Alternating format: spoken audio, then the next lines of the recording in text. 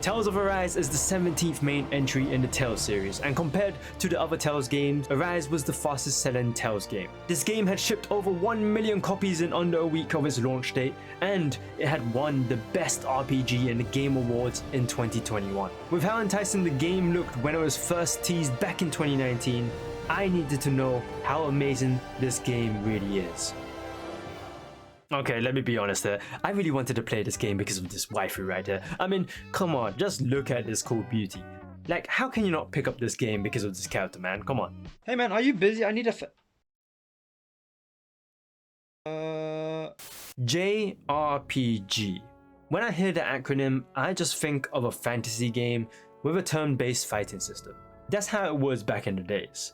Nowadays, a JRPG is simply a RPG made in Japan, which kind of messes up what is considered a JRPG. So games like the Soul series, Monster Hunter, or Nier would apparently fall under that genre. I even put out a poll asking my community, is Monster Hunter a JRPG? And it looks like some people disagree. I think I too would have disagreed, but since I knew that Monster Hunter originated from Japan, then I guess it is a JRPG. Anyways, what I'm trying to say is that Tales of Arise gave me that nostalgic feeling of playing a classic JRPG. Something along the lines of the linear JRPGs like Final Fantasy XIII, even though many people hated that game. I kind of miss playing it actually. I think I'm the very few people that actually liked it. With a lot of games nowadays, I feel like people just want open world games. We got our fat ass meal from Elden Ring, we have our open waifu world of Genshin Impact, and there's always the infinite blocks of Minecraft. People want more open world games, and when Tales of Arise came in and said, this is not an open world game, people got triggered, apparently. With a world this gorgeous, you would have expected an open world game, but the dev said nope. I was a little worried about that. I think I too gave into the whole thing of wanting an open world game. But as I continued to play, this game was totally fine. In fact, this game is just good for what it is. Would it have been better if it was an open world game? Maybe. But it doesn't mean that the game is bad. The explorable linear areas that you come across in this game are actually really good. You have a mix between large and small areas, either inside of dungeons, fields, or towns to run around in. These areas are perfectly fit for the amount of content you experience in this game. If this game was changed to be an open world experience, I feel like the devs would have wasted it by throwing a bunch of random enemies in an open field, and that would be disappointing. Now that I think about it, Final Fantasy XIII did do that, huh? Ugh, I just want to say it. The art. Oh my god, just looking at this game is beautiful. I'm a huge fan of the art style here. I really like how the game looks so realistic, but at the same time you can see the watercolor art style, and it's just... I'd fuck it. Okay, let me calm down here. It's just that I don't think I've seen a lot of games that use this kind of art style. Every time I went into a new area, I was always greeted with amazing and rich scenery. I would probably say that one of the main reasons that kept me playing is being able to see all of these beautifully colored locations. We got the Fire Nation of Calagia, we got the cool mountain of Cyslodia, and we have the Green Hill Zone of Elder Menantia. The environment artists really put out their hard work there, and I applaud them for it. One thing I really want to point out when it comes to the art is that while you progress throughout the game, the menu art changes according to where you are in the story. This is probably the best use of menu art that I've seen in ages. Most games just leave the menu art the way it is. So to see it change depending on where you are in the story is pretty cool. Now don't even get me started with the characters. Every one of these characters look badass, cute, or straight up queen. I still can't decide on which one's my queen, Shion or Kisara. Maybe the comment section here can help me out. Get a hashtag going, you know?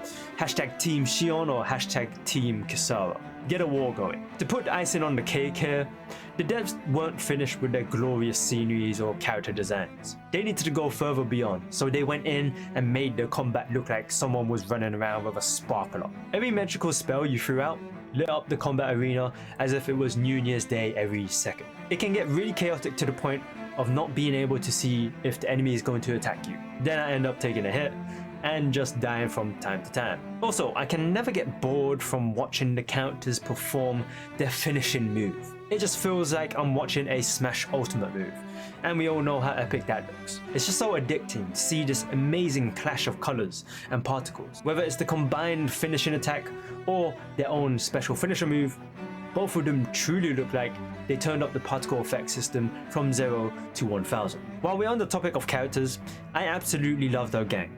The personalities of all 6 characters here are so lovable. The little cutscenes or even the small banter that they have after or during battle is just so good. 夜光石の光が水に映ってとっても幻想的。ああ、どこもかしこもジメジメぬるぬるで嫌になる。They really make you enjoy how the gang interact with each other. I like how these characters have proper depth to their emotions. Whoever thought out the personality traits for each of these characters deserve high praise, because I would be surprised to hear if someone hated these characters. I swear, if you talk crap about my boys or girls, ooh, I'm gonna find way. When you use these characters in battle, oh boy does it change the way you play. Each of them have their own moves that you can teach them after they get the whole XP thing and unlocking ability stuff. You know, the whole RPG level up and learn new stuff system. Arise's learn new skills or abilities section is nothing amazing. However, I do like how you can set a notification telling you that you have enough points to get the ability now. More games kind of need this thing. I'm tired of always checking or remembering if I got enough points to get an ability in a game. Thank you to whoever made this little thing, it's a lifesaver. Let me get back on track. Each of the 6 characters you can control have different playstyles. We have the main guy, Alphen, who uses his sword, which screams, get close to the enemy and start swinging. Whereas Shion uses a gun. So if I see someone play Shion fighting an enemy up close, then they must be stupid. Or a pro gamer, who knows? Either way, using any one of them will make you change the way you fight, making your gamer brain think a bit more. I guess it's time to talk about the combat system, and my god, it's bad. Only at the start. Almost triggered defense there, oof. You start with a few basic and special attacks. You can barely keep up a combo before your character gets tired of swinging. When you get deeper in the game though, whew, oh boy, you're gonna have to run through some complex calculations. I might be exaggerating there, but there's quite a bit of stuff that you can do. You have boost attacks that increase an enemy's stagger, enhanced special attacks depending on the character, perfect evading or guarding to reset your special attack cooldowns. There's a lot more stuff that I can label, like being able to customize how your party plays, which can get really complicated, but you'll probably fall asleep to this video. All I'll say is combat is fun. Okay, and all of this is real time. Get that turn-based combat system out of here and make space for this combat. The combat can be a bit repetitive though, but at least you get to see the cool fireworks. This game's story was a journey. With great characters comes great responsibility. Oh wait, that's not how that line goes. Basically, what I'm trying to say is that thanks to the characters being well written, it made me care about our little gang and see what obstacles they tackle throughout the story. With the game exploring the theme of racism, you'll see how this small gang fights for freedom against oppressive leaders. Or in other words, society if we all got along like these 6. There were quite a few impactful moments in the story. Moments like, I can't believe that happened, you can't do that, man. It might not be a shock to a lot of people, but I was surprised with how the story went from time to time. Like most JRPGs, this story was quite long, so you better commit some time to play this. I didn't expect it to be long, which is an instant mistake for someone that wants to play more JRPGs. There was a problem that I encountered while playing, and that's the difficulty spikes. The enemies that you find roaming around are quite easy to kill. There will be a few that I would be cautious of, but as you gain more levels, they become easy to deal with. However, because of these easy enemies, when it came to fighting the bosses, all of a sudden, this game became Dark Souls. Now it actually might be my fault because I was trying to breeze through the game, but there was a time that I knew I had to farm for some levels. So as any gamer would, they would go farm for XP. There's barely any farming spots. Majority of these enemies barely give you XP.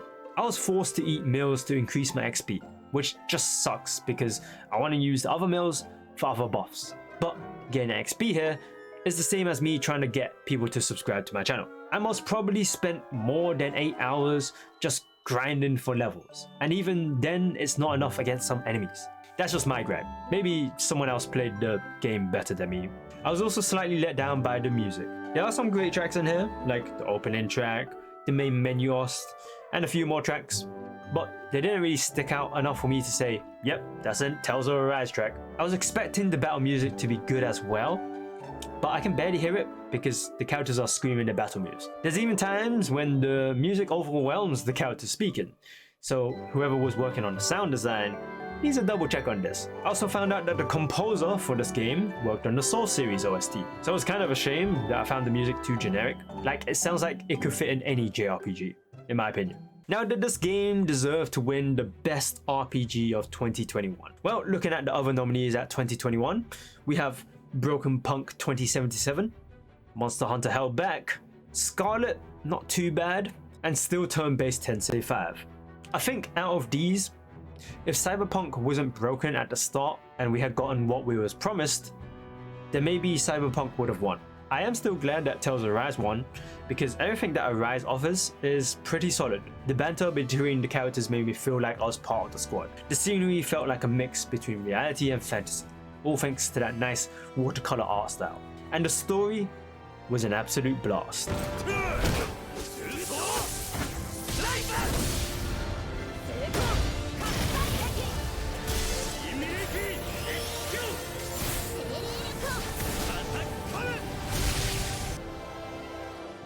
You know what, I changed my mind, I prefer My Lady Knight. Hey guys, I hope you enjoyed the video. This was my first Tales game, and I'm guessing maybe the other Tales games are gonna be good, if I get the chance to play it. Anyways, be sure to give the video a like, subscribe to the channel if you haven't already, and I will see you guys later.